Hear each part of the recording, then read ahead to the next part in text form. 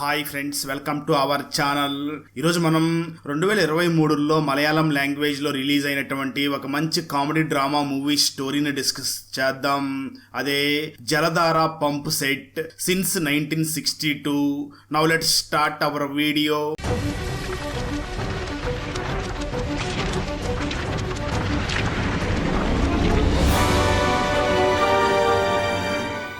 Open చేస్తే ఒక 17 సంవత్సరాల అబ్బాయి ఉంటాడు. ఆ అబ్బాయి వాళ్ళ అమ్మ చనిపోవడంతో అతని నాన్న మరొక పెళ్లి చేసుకుంటాడు. అయితే ఆ సవత తల్లి మాత్రం ఆ అబ్బాయిని ఎంతో చిత్రహింసలు పెడుతూ ఉంటుంది. కొన్ని రోజులకి ఆ అబ్బాయికి తన సవత తల్లి తన కుటుంబం ఆస్తి మొత్తం తీసుకోవడం కోసమే కుట్ర పన్నింది అని తెలుసుకుంటాడు. అయితే ఈ విషయం తన సవత తల్లికి కూడా తెలిసిపోతుంది. అప్పుడు ఆ సవత తల్లి వెంటనే తన పథకాన్ని మార్చి ఈ అబ్బాయికి 18 సంవత్సరాలు వచ్చే వరకు ఆగి ఆ అబ్బాయి తనని రేప్ చేశాడు అని ఆ అబ్బాయి మీద రేప్ కేసు పెట్టాలి అని డిసైడ్ అవుతుంది. అలా చూస్తూ ఉండగానే ఆ అబ్బాయికి 18 సంవత్సరాలు వస్తాయి. దాంతో ఆ అబ్బాయి వాళ్ళ సవత తల్లి వెంటనే ఆ అబ్బాయి మీద రేప్ కేసుని పెడుతుంది. ఆ అబ్బాయి తరపున రవి అనే ఒక లాయర్ కోర్టులో వాదిస్తూ ఉంటాడు.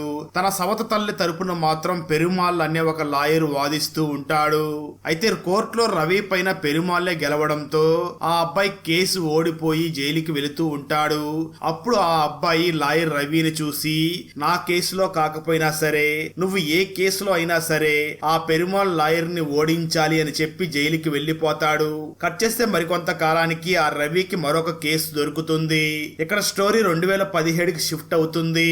ఒక ఊరిలో టీచర్స్ అయినటువంటి ఇద్దరు భార్యాభర్తలు ఉంటారు. ఒక రోజు వాళ్ళ ఇంట్లోకి ఒక దొంగ వచ్చి వాళ్ళ ఇంట్లో ఉన్న మోటార్ ని దొంగతనం చేయడానికి ప్రయత్నిస్తాడు. ఆ దొంగ పేరు మణి. ఆ సమయంలో గిరీష్ అనే ఒక వ్యక్తి వచ్చి ఆ దొంగని పట్టుకుంటాడు. అప్పుడు ఆ మాస్టర్ వెంటనే ఆ దొంగను చూసి, సొంత ఊరి వాడివి ఇలా దొంగతనం చేయడం ఏమిటి అని అడుగుతాడు. కానీ ఆ ఇద్దరు టీచర్స్ లో వైఫ్ మాత్రం తన హస్బెండ్ ని చూసి ఆ దొంగని వదిలేయండి అని అంటూ ఉంటుంది. కానీ ఆ మాస్టర్ మాత్రం ఆ దొంగని పోలీసులకి అప్పగించాలి అని అనుకుంటాడు. అప్పుడు పోలీసులు వెంటనే ఆ ఇద్దరు టీచర్స్ ఇంటికి వచ్చి ఆ దొంగ ఆ ఇంట్లో దొంగలించిన ఆ మోటార్ ని తీసుకుని వెళ్లిపోయి కేసు కోర్టులో ఉంది కదా, ఆ కేసు ఏమిటో తేలిన తర్వాత ఈ మోటార్ ని తీసుకుని వెళ్ళండి అని చెప్పి ఆ మోటార్ ని స్టేషన్ కి తీసుకుని వెళ్లిపోతారు. కోర్టులో కేసు వాదించడానికి మాస్టర్ తరపున లాయర్ రవి వస్తాడు. అయితే దొంగ మణి తరపున మాత్రం పెరుమాల్ అనే లాయర్ వాదిస్తూ ఉంటాడు. ఆ లాయర్ రవి మరియు పెరుమాల్ లాయర్ ఇద్దరు కూడా బద్ధ శత్రువుల్లాగా ఉంటారు. అప్పటి నుంచి కేసు చాలా రోజుల పాటు సాగుతూ ఉంటుంది. 2 సంవత్సరాలు గడిచిపోతాయి. మాస్టర్ జబ్బుతో మరణిస్తాడు. ఆ మరణించిన ఆ మాస్టర్ వైఫ్ పేరు హేమ. హేమ మాత్రం ఆ కేసుని కొనసాగించాలి అనుకుంటుంది. హేమకు ఒక కూతురు కూడా ఉంటుంది. ఆమె పేరు శాలిని. హేమ మాత్రం తన లాయర్ రవితో కలిసి ఆ కేసుని మాత్రం వాదిస్తూనే ఉంటుంది. ఈ కేసు 7 సంవత్సరాల వరకు అలా కొనసాగుతూనే ఉంటుంది. కేవలం ఒక మోటార్ కోసం ఇంతకాలం కేసు నడవడం ఊర్లో అందరినీ కూడా ఆశ్చర్య పెడుతూ ఉంటుంది. హేమ ఒక కారును కూడా తీసుకుంటుంది. దానికి ఒక డ్రైవర్ కూడా ఉంటాడు. ఒకరోజు హేమ కూతురు శాలిని వాళ్ళ అమ్మను చూసి, ఎందుకింత డబ్బులు ఖర్చు పెట్టి ఆ మోటార్ కోసం కేసు వాదిస్తున్నావు అంటూ హేమతో గొడవ పడి ఆ గొడవ ఎక్కువ అవడంతో శాలిని తన తల్లి హేమతో మాట్లాడడం మానేస్తుంది. ఆ తర్వాత శాలిని తను పెళ్లి చేసుకోవాలి అని డిసైడ్ అవుతుంది. మరో పక్క దొంగ మణి కూతురు వర్ష కూడా మణితో మాట్లాడకుండా దూరం పెడుతూ ఉంటుంది. అదే సమయంలో హేమ ఎప్పుడు కోర్టుకి వెళ్ళినా కోర్టులో ఉండే ఒక 5 మందికి భోజనం పెట్టడం ఒక ఆనవాయితీగా చేస్తూ ఉంటుంది. ఒక రోజు కేసు వాదించే సమయంలో హేమ లాయర్ రవి కేసుకు సంబంధించిన కొన్ని ఫైళ్ళని మర్చిపోయి వస్తాడు. దాని ఫలితంగా కేసు మళ్ళీ వాయిదా పడుతుంది. దాంతో హేమ కూతురు శాలిని మాత్రం ఇంకెప్పటికీ తన అమ్మ ఇలానే ఉంటుంది అని భావించి తను పెళ్లి చేసుకోవాలి అని నిర్ణయం తీసుకుంటుంది. ఆ శాలిని దుబాయ్కి చెందిన ఒక వ్యక్తిని పెళ్లి చేసుకోవాలి అని డిసైడ్ అయ్యి తన అమ్మ ఇంట్లో లేని సమయంలో ఆ పెళ్లి కొడుకు వాళ్ళ బంధువులని ఇంటికి రమ్మని పిలుస్తుంది. సరిగ్గా అదే సమయంలో హేమ ఇంటికి వస్తుంది. హేమ వచ్చి వెంటనే తన కూతుర్ని చూసి, మీ నాన్న చనిపోయే ముందు 2 విషయాలు చెప్పాడు. మొదటిది ఆ మనీ కేసును వాదించి గెలవమని చెప్పాడు. రెండవది ఈ ఊర్లో ఉన్న అబ్బాయితో నీకు పెళ్లి చేయాలి అని ఆయన కోరాడు అని చెప్తుంది.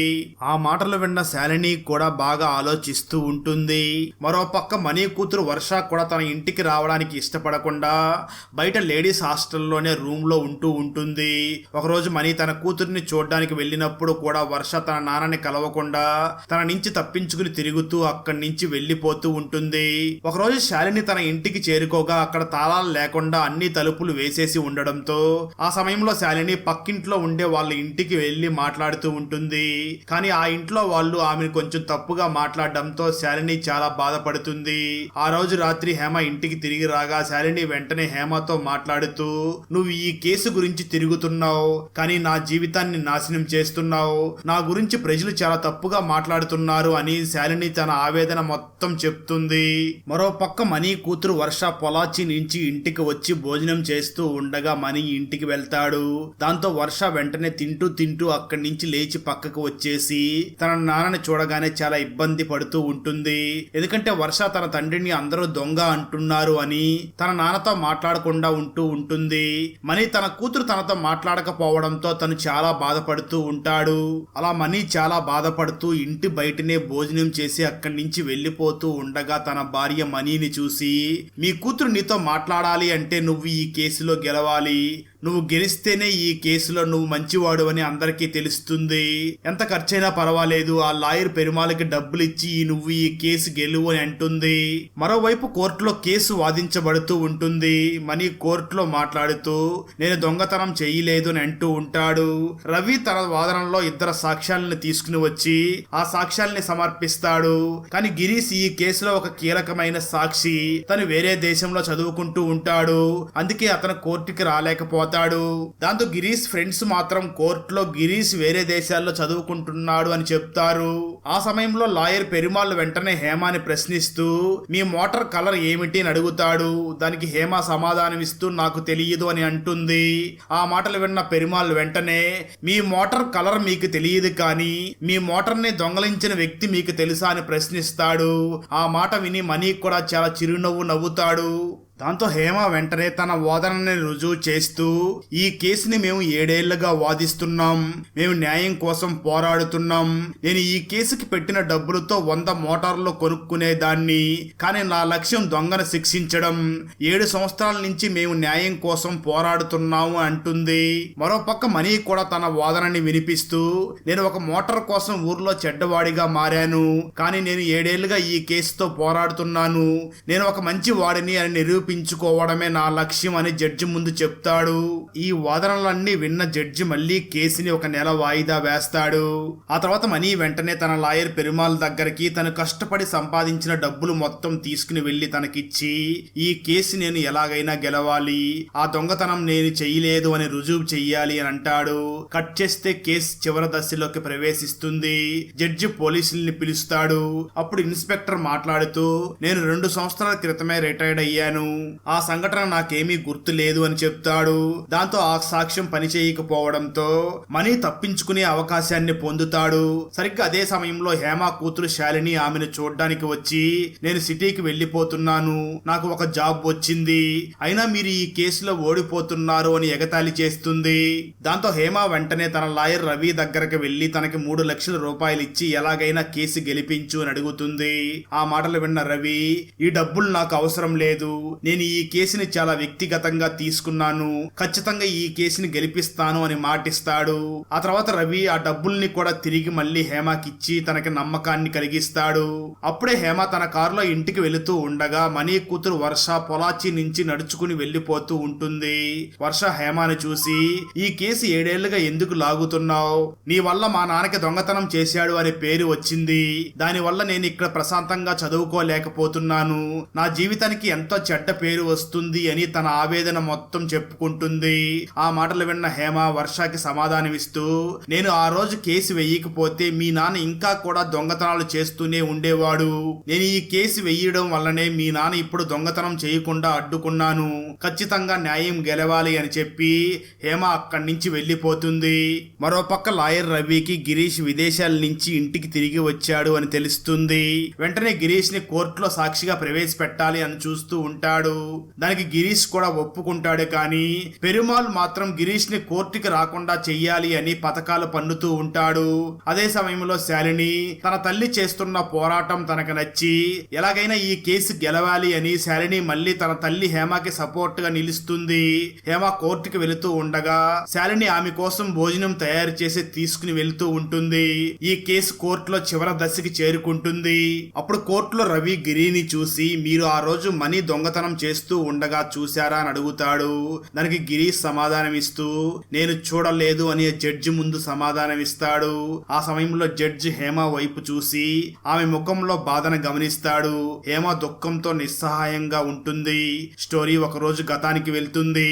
రవి హేమ కలిసి వెళ్లి గిరీష్ తో మాట్లాడుతూ ఉంటారు. అప్పుడు లాయర్ రవి ఈ కేసులో మనీకి 4 సంవత్సరాల శిక్ష పడుతుంది అని చెప్తాడు. ఆ మాటలు విన్న హేమ ఆలోచనలో పడుతుంది.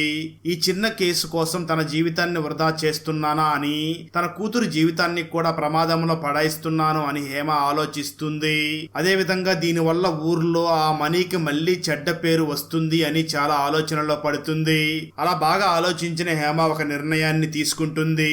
ఆ రోజు రాత్రి హేమ నేరుగా జడ్జి ఇంటి దగ్గరికి వెళ్లి నేను నా భర్త కోసం పోరాడాను, కానీ ఇప్పుడు మనీకి శిక్ష పడకూడదు అని కోరుకుంటున్నాను. మనీ కేసులో ఓడిపోవాలి అని మాత్రమే కోరుకున్నాను అని చెప్తుంది.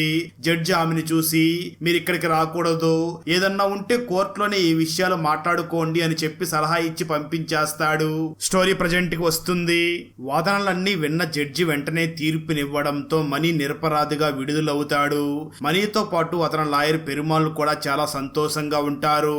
కొన్ని సంవత్సరాలుగా సాగిన ఈ కేసులో చివరికి మనీకి విజయం వస్తుంది.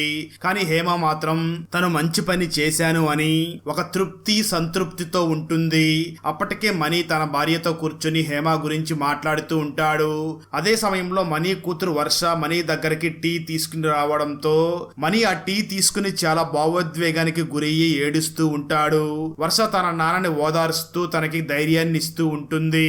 కట్ చేస్తే మరో పక్క హేమ వద్దకి తన తరపున వాదించిన లాయర్ రవి వచ్చి మాట్లాడుతూ మీరు ఎలాగైనా చేస్తారని నాకు తెలుసు, కానీ న్యాయం గెలవాలని నేను కోరుకున్నాను. న్యాయం గెలవకపోవచ్చు కానీ ధర్మం గెలిచింది. మీరు మళ్ళీ ఏదో ఒక కేసుతో నా దగ్గరికి వస్తారని నమ్ముతున్నాను అని చెప్పి అక్కడి నుంచి వెళ్ళిపోతాడు. ఆ తర్వాత హేమ ఒక చెట్టు కింద కూర్చుని ఉండగా మనీ ఆమె దగ్గరికి వచ్చి మీరు నన్ను కేసు నుంచి తప్పించినందుకు చాలా థ్యాంక్స్. మీరు అందించిన ఆధారాల కారణంగా ఈ కేసు నుంచి తప్పించుకోగలిగాను, అందుకు మీకు థ్యాంక్స్ అని చెప్తాడు. హేమ కూడా ఆ మనీని చూసి మీరు కూడా నన్ను క్షమించాలి, నేను ఇంతకాలం ఈ కేసుని వాదించి మిమ్మల్ని చాలా ఇబ్బంది పెట్టాను. మా భర్తకి ఇచ్చిన మాట వల్లనే నేను ఇన్ని సంవత్సరాలు ఈ కేసు కోసం పోరాడాను అని సమాధానం ఇస్తుంది. ఆ తర్వాత నుంచి మనీ తన కూతురుతో అలాగే హేమ తన కూతురుతో మాట్లాడుకుంటూ ఉంటారు. ఇలా ఇద్దరు కుటుంబాలు కూడా చాలా సంతోషంగా ఉంటాయి. అక్కడతో ఈ మూవీ అయిపోతుంది. బ్రిటిష్ వారు ఎందుకు భయపడి భారతీయ ఖైదీలని గుంతలు తవ్వి అందులో దాచిపెడుతున్నారు? హీరో తన తమ్ముణ్ణి కాపాడుకోవడం కోసం ఏం చేశాడు? తన తమ్ముణ్ణి తప్పించే ప్రయత్నంలో ఒక 7 మందిని తప్పించి తనతో తీసుకుని వెళుతూ ఉండగా సముద్రం మధ్యలో హీరోని కలిసిన ఆ వ్యక్తి ఎవరు? అతను కలిసిన తర్వాత హీరో మరియు తన అవ్వ ఎందుకు సముద్రంలోకి దూకేశారు? చివరికి హీరో బ్రతికాడా చనిపోయాడా? అలాగే హీరో తన తమ్ముణ్ణి కాపాడుకున్నాడా లేదా అన్నదే 2024లో తమిళ్ లాంగ్వేజ్ లో రిలీజ్ అయినటువంటి బోట్ మూవీ స్టోరీ. ఈ తమిళ్ ఫుల్ మూవీ స్టోరీని తెలుగులో వినాలి అనుకుంటే ఈ వీడియో డిస్క్రిప్షన్ లో ఉన్న లింక్ ని క్లిక్ చేసి చూడండి. ఫ్రెండ్స్, వీడియో నచ్చినట్లయితే లైక్ చేసి ఒక చిన్న కామెంట్ చేస్తే మాకు నెక్స్ట్ వీడియో చేయడానికి ఎంకరేజింగ్ గా ఉంటుంది. అలాగే ఛానల్ ని సబ్స్క్రైబ్ చేసి పక్కనే ఉన్న బెల్ ఐకాన్ ని క్లిక్ చేసి సపోర్ట్ చేయండి. Thanks for watching. జై హింద్.